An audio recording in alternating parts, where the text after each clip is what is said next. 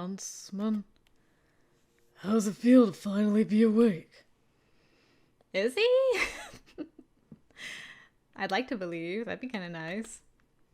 Boy's been through a lot of flashbacks and stuff the last 24 hours or so. Hey, he's wearing his proper outfit now. Okay. I believe. Where is she? She who? Eureka Arisu! Your sister! Eureka! Ryoshi just smiles like, no. No. Oh, good morning, Snow White. Breakfast is ready. Are you the real Eureka Arisu? Yep, in the flesh. Then that means the Eureka Arisu from my dream is already...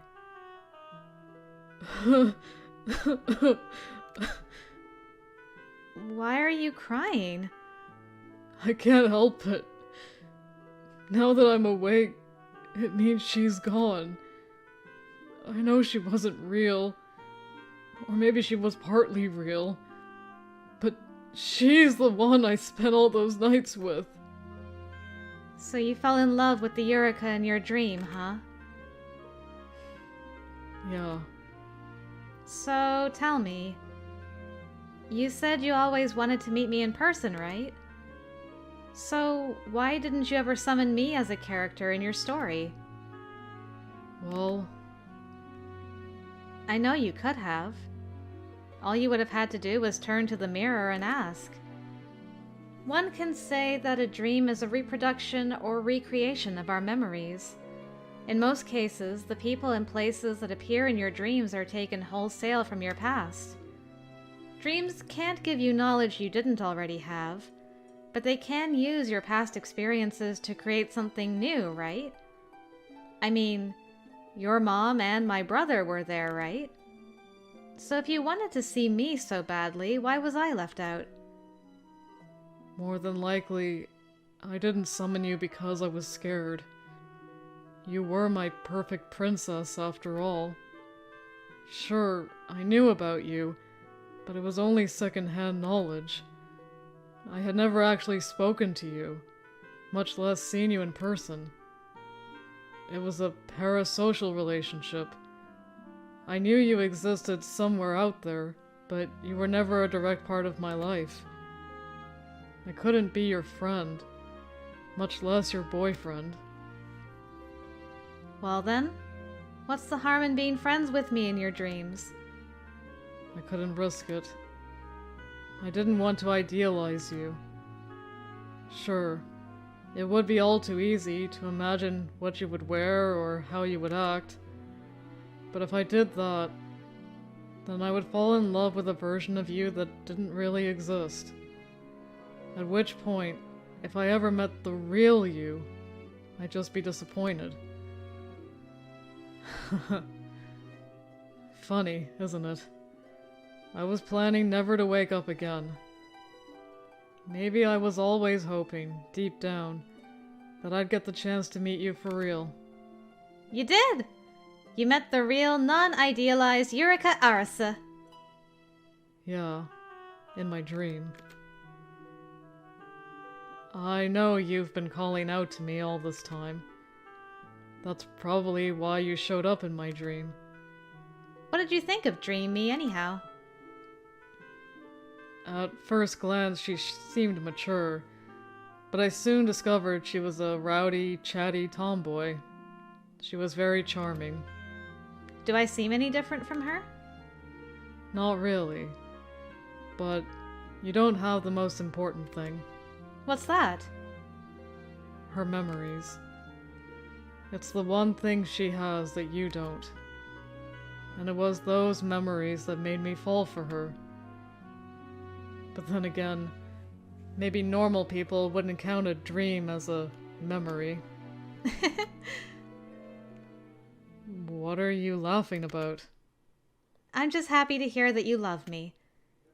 Rest assured, I'm still the same Eureka Arisu you knew. Huh? What do you mean? The dream isn't over yet. I thought you were good at riddles. Huntsman. Normally I'm good at them, but my head is a little fuzzy right now. Well, you only just woke up. If I woke up, then... this must be real life, right? What else could I wake from if not a dream? From the nightmare. What nightmare?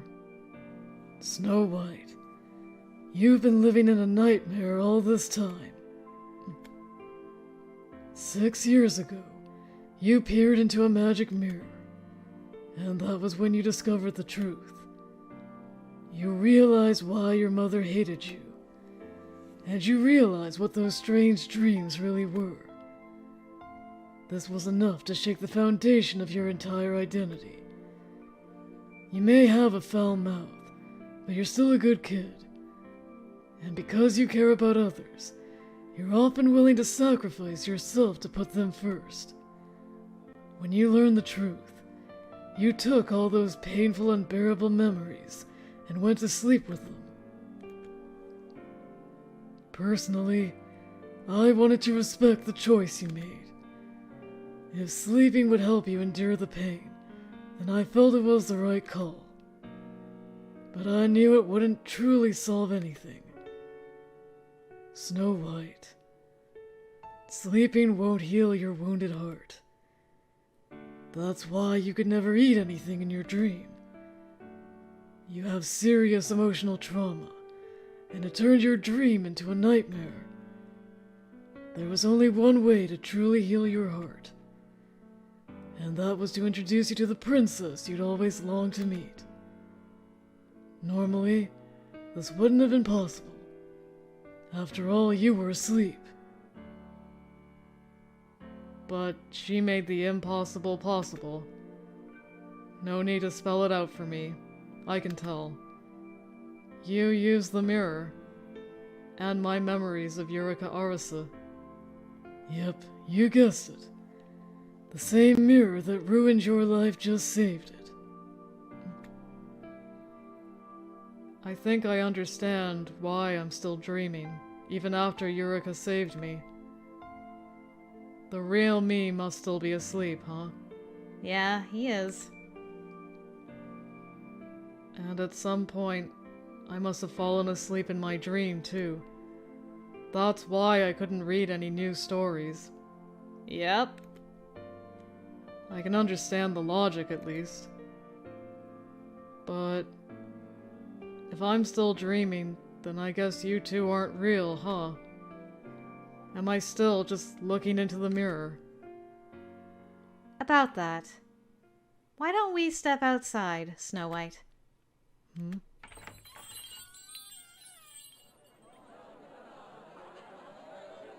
What the? There's so many people. How?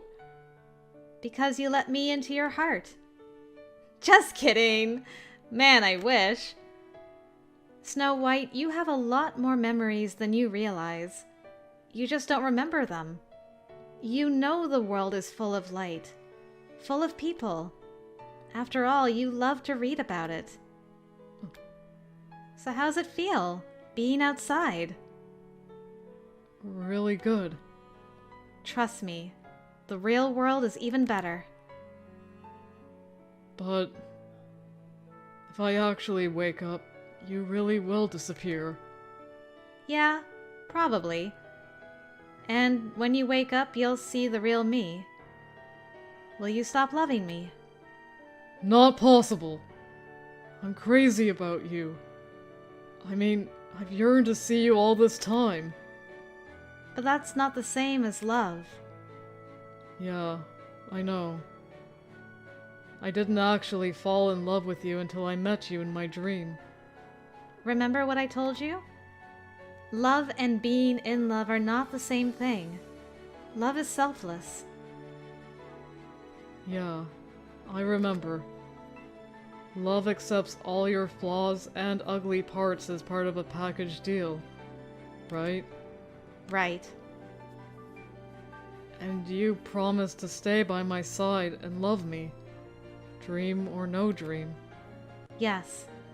Even after the dream ends, I'll still love you. So you want me to love you back? If possible. Oh. You make it sound easy, but it's really not. Yeah, I know. So I won't beg you to. Alright then. Even after the dream is over, I'll stay by your side and fall in love with you all over again. Because I love you. Cool. Hey, somebody's hungry. Oh. I'm hungry. Let's go back and get you some breakfast. Since we're all eating it together, I bet it'll taste great. Yeah. You know, Eureka, I've always wanted to eat your home cooking. Well, it's your lucky day, sir. Ahem. There he is. They say the apple is the forbidden fruit, and the forbidden fruit is also known as the fruit of knowledge. By eating it, one is said to attain God's knowledge of good and evil. But sometimes, knowing the truth does more harm than good. After eating the forbidden fruit, humanity was cast out of paradise. And so we lost our immortality, and men were given the burden of work. What? Do you feel sorry for me? You're such an angel. Anyway, that aside, the poisoned apple cursed the prince with nightmares, but with a kiss from the princess he was saved. Congratulations, little heroine. May you live happily ever after. Thank you, sir. Once upon a time in the looking-glass world, there lived a peculiar boy. He was slight of build, with skin as white as snow and lips as red as an apple. He was so beautiful, he looked like a prince from a picture book. No one else could possibly compare. But he was unaware of just how handsome he was. Why? Because he never went into the outside world. The boy lived with his mother in a little cabin in the woods. His mother was a beautiful woman with skin as white as snow, cheeks as red as a rose, and hair as dark as ebony wood. She was a child at heart. She loved flowers, fairy tales, and all things romantic, magical, and sparkly, and her son loved her very much. One day she said to him, Now listen here. You have to watch the house while I'm gone, understand? And if anyone knocks on the door, don't let them in no matter what. The boy obeyed his mother, stayed inside, and read books all day long.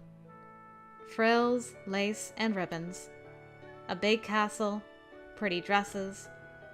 Real life wasn't as fanciful as the picture books, but he was happy living with his mother. One day, his mother took him outside with her for the first time. Everything was new and exciting, and everyone he met was very kind to him. He wondered why he received such special treatment, but when he looked in the mirror, he realized that he and his mother looked very different. From there, everything around him changed. His clean house slowly filled with trash, and his beautiful mother steadily grew more and more weary. And as her beauty faded, she came to resent her son. Now listen here. You're not like all the other kids. You're a precious angel. That's why you mustn't play outside. The world is filled with wicked wolves and you can never trust them. So if one of them talks to you, be sure to ignore them. You have to watch the house while I'm gone, understand? And if anyone knocks on the door, don't let them in no matter what. More than ever, she refused to let her son outside. Meanwhile, the boy continued to obey her and stay home. And yet, whenever she came home from work, she would yell at him. He didn't understand why she was angry at him. He didn't know what had changed her. Eventually, the boy began to have dreams about the outside world.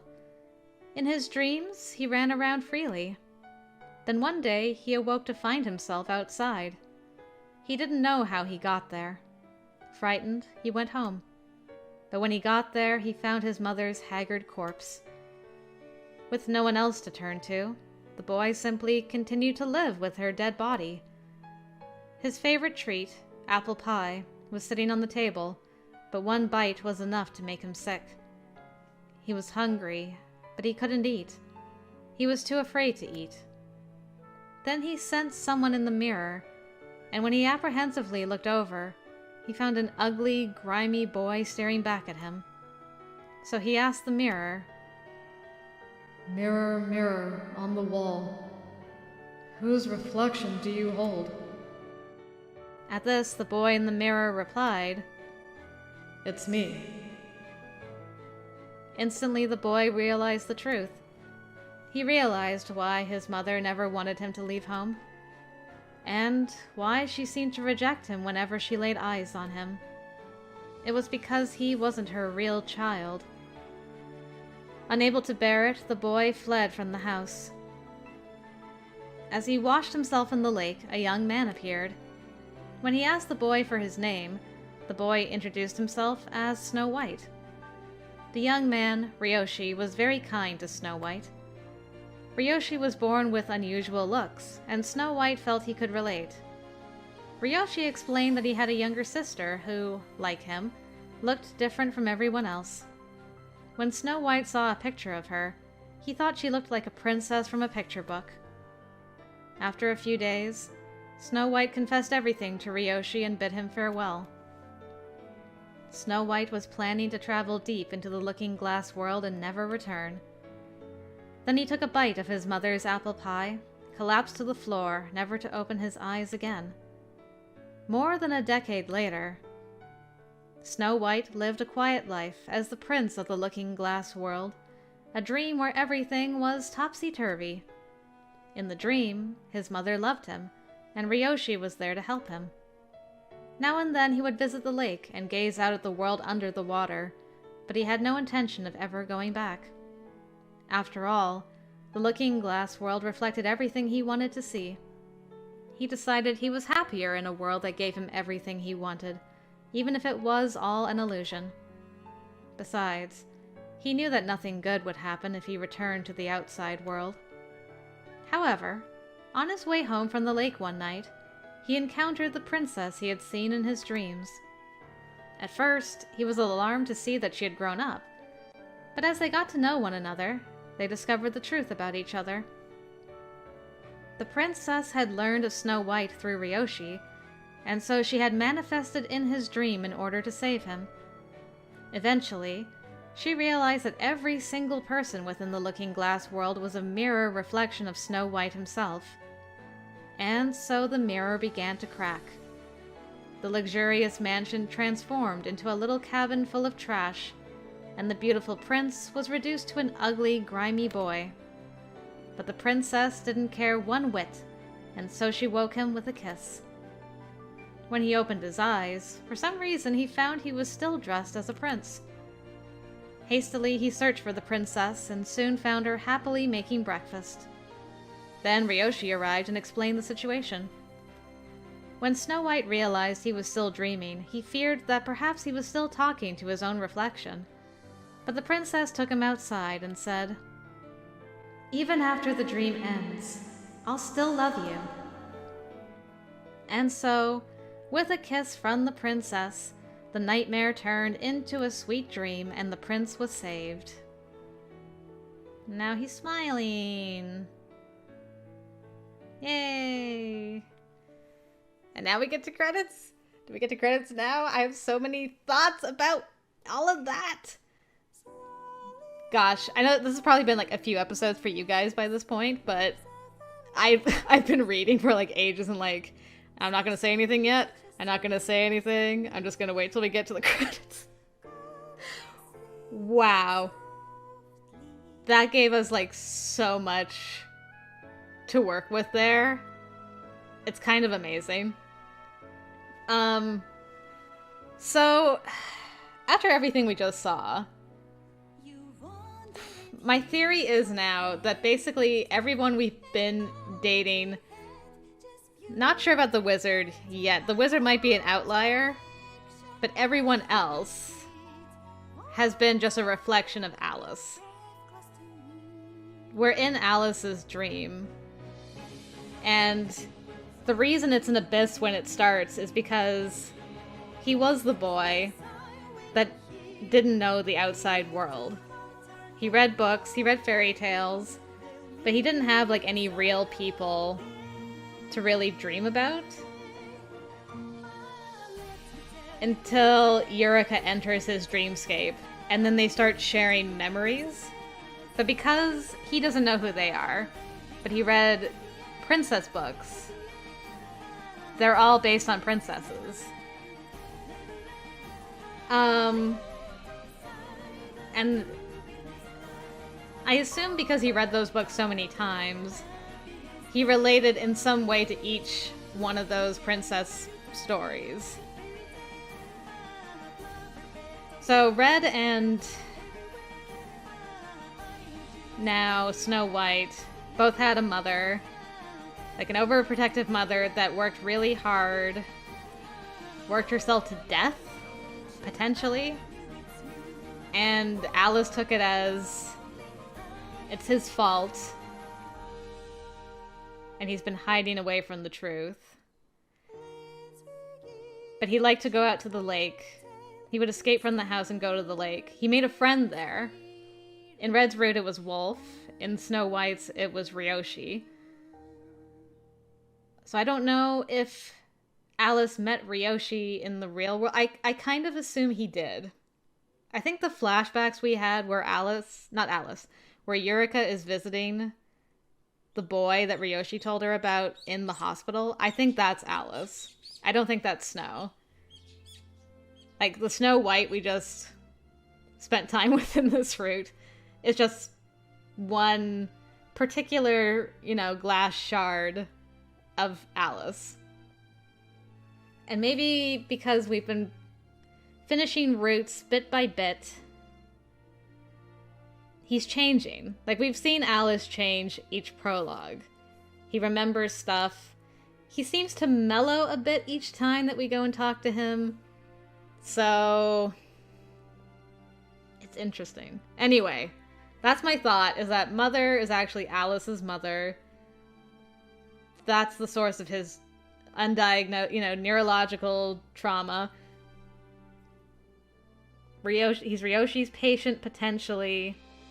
Eureka's dived in to heal him instead of letting him sleep. He's been asleep for a long time. But he read fairy tale books, and that's why everything is based on a fairy tale. But it had to wait for Eureka to jump in to kind of fill in faces and characteristics. And I think the Cinderella in the real world is also a flirt. I don't think that's part of Alice's personality, but the father who got into debt, and there used to be banquets and stuff, and then he fell into debt, and the mother left. I think that was part of Alice's past. For example, I'm not going to go through each of the boys, but I think there's something in each boy's story that resonates with Alice's story in reality. So that's my theory for now. I've been holding that in for a long time. I don't want to keep yak about it. But anyway, that's my take on it. I don't know what you guys think. You might have already told me this 5 days ago. I don't know how many episodes this is going to be. I've been just playing straight since right before the first flashback from Snow White. Because I'm I need more. I feel like I'm so close to the end. And it just kept going. Oh, that was a deep rabbit hole. That was a very deep rabbit hole. I don't know about the wizard. The wizard might not be tied to Alice at all.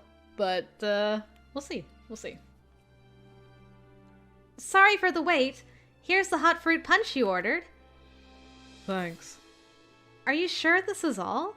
There's plenty of other stuff. Nah, it's okay. This is all I want.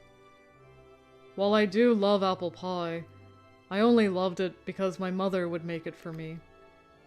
Likewise, this hot fruit punch was the first thing you ever made for me, remember?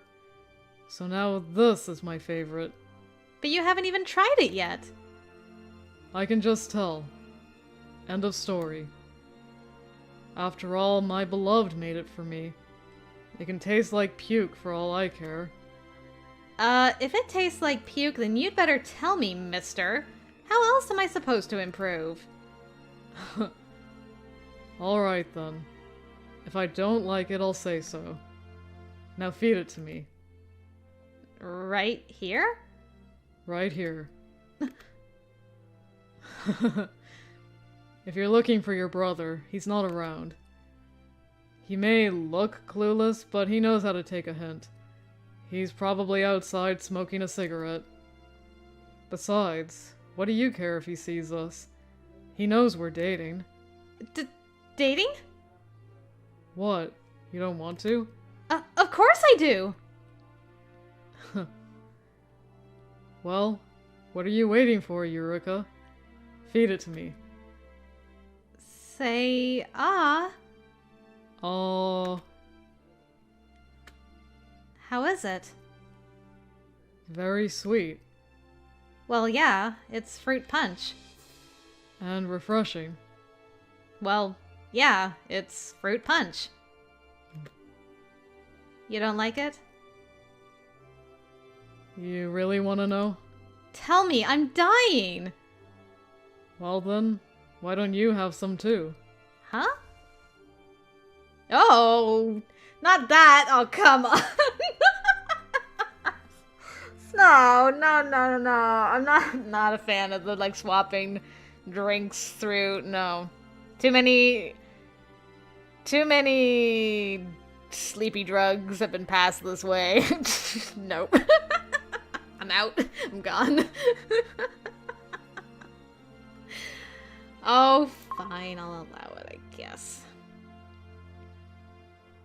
Does this mean Alice is, like, into this stuff? Because he did this in, like, Gretel's fruit, too. I've got questions. Mwah! Oh, that's very pretty. Actually, hold on. I want to see, like, the full length.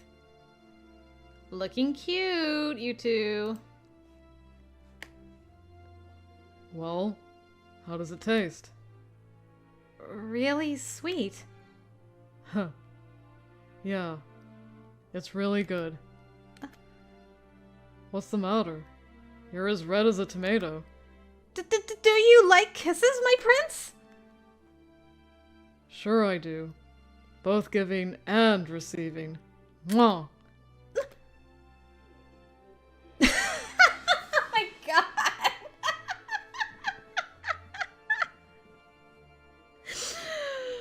I'm out. I'm gone. Goodbye. Thanks for watching. I gotta go. I can't with this. Snow, I was so like full on in my theory mode and stuff. I'm like, oh yeah, there was like another thing I wanted to say. And you're just like, yum yum. Come here, sweet thing. I can't. It's fine. Yum yum. So you can dish it, but you can't take it, is that it? I just wasn't expecting it, that's all. Yeah, well, neither was I. Maybe I should work here too. What? Now that I'm free from my prison, I'd like to try new things for a change. Sure, my favorite hobby is reading, but I can do that anytime. Granted, I'm not especially interested in running a cafe, but all those fun stories you told me actually made me a little jealous. Aw, Snow White. Oh, but I'm totally useless. I can't cook, or clean, or do laundry, or sew. I lived my whole life as a little prince. But I'm still going to try. Sure, maybe I'm clumsy and unskilled, and I might screw up dozens and dozens of times. But I'll just keep trying until I get it right. As many times as it takes. I'm not a baby. I can't just rely on you for every little thing. After all, I'm your prince. And I want to be perfect for you. Oh, look at the two of them with a little bite out of an apple and things. So cute. So cute. Well, that was nice in the end, wasn't it? Anyway, before the yum yum like completely threw me off of my mojo vibe, I was going to say the last thing I forgot to add about my whole theory thing and why it applies to Alice is this is why we don't see Alice outside of his room basically at all. Is because he still just like stays in his room. And I don't know what he does in there, but whatever he did when his mom left, he just... I guess that's the true inner version of himself, is like really hidden deep within the recesses of his mind or his heart. And that's why he can call out these guys at pivotal moments to be like, hey yo, I know what you're doing. You need to stop this, or this is gonna happen. And why the guy, like, just doesn't question it at all, because they're all just reflections of Alice. Different parts of Alice. And it explains Eureka's slight changes in personality across each route, because she's also just a reflection of that part of Alice. And that, you know what I'm saying? So it's interesting. That's why she's, like, kind of unhinged a bit in Gretel's route, right? Anyway, okay, we did it. We got to the end of Snow White's best ending. Hooray for us! That was a trip and a half. I have to say, like, wow, this route was intensely plot heavy. Intensely. I was super invested in the story. I thought they did a great job of, translating the original fairy tale into the twist here that they did. I'm still not entirely sure if they brought in the dwarves at all. I don't think that really was a thing. Correct me if I'm wrong. Maybe I missed that particular part of it, but it didn't suffer from not having the dwarves either way. And the only downside I have to the whole thing is that it was very low on the romance side, which, I mean, it was fine. I didn't need the romance. Like, the incidental kisses at the end and stuff were, like, great, but I'm a little sad for Snow's part, because I was really excited for Snow White's route. He's so sassy and stuff, so I was like, oh man, him and Eureka are gonna have fun. But it was mostly like, here's all this trauma with fourth wall breaks, and it was just like back and forth, so I don't buy like a romance between Eureka and Snow, like hardly at all, really, because it was just, there was so much going on here. So I'm like not invested in their relationship at all, but at the same time, it's not really Snow. It's not the guy in real life. It's, how am I supposed to like rate these routes? If it ends up being true that all these guys are just aspects of Alice, I've just been dating Alice for like 7 routes. Unless the wizard's an outlier, which could be the case. I don't know. Anyway, that's my thoughts. My brain's cooked. I gotta let that just cool off a bit, I think, and reflect on everything. But regardless, hope you guys enjoyed this. I'd love to hear your theories on everything that just went down. Probably enjoyed reading your theories in the last few videos of however many videos this ended up being.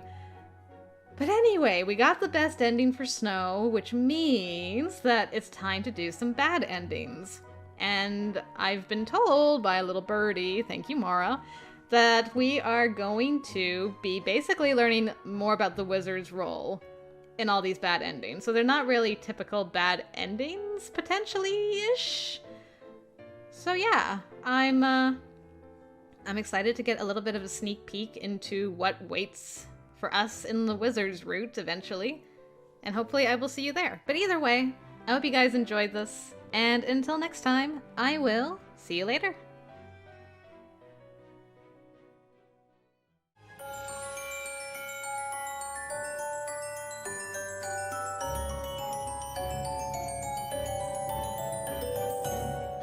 On my way, honey, have your phone down, never put down. Never gonna crash, here is a kid with